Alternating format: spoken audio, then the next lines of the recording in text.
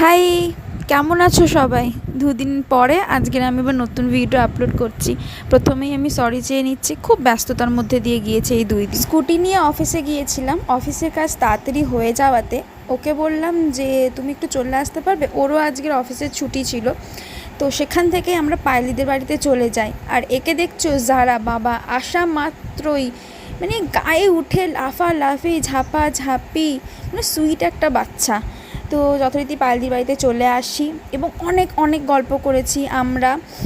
দেন ওকে দেখো না, ও শুধু এখানেই বসে আছে। আর পায়েলদি সন্ধে দিয়ে নিল, সন্ধে দিয়ে নেওয়ার পর আমাদেরকে টেরেসে নিয়ে যায়। আর টেরেসে নিয়ে গিয়ে আমি তো অবাক যে এত সুন্দর টেরেস, এবং হাওয়া তো প্রচুর হচ্ছিলো, প্রচুর। মনে হচ্ছিলো যেন আমরা প্রাকৃতিক এসিতে চলে এসেছিলাম। এখানে বাচ্চাদের খেলার অনেক রকমের জিনিস আছে, তার মধ্যে থেকে আমি একটা চড়ে নিয়েছিলাম, সেটা হচ্ছে স্লিপ।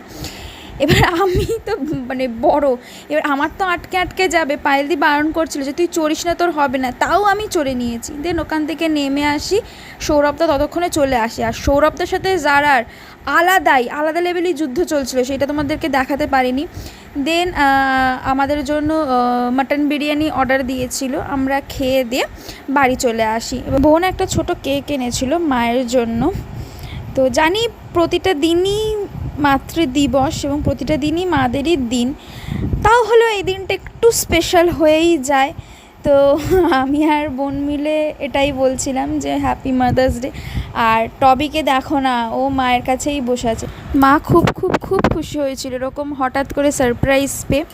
তো আমি এটাই ঠাকুরের কাছে প্রার্থনা করব, পৃথিবীর যেখানে যত মাই থাকুক না কেন, সবাই ভালো থাকুক, সবার মুখে এরকম হাসিটা যেন সব সময় থাকে। তো আজকের ভিডিওটা এই পর্যন্তই, চলো রাখি। গুড নাইট, শুভ শুভ।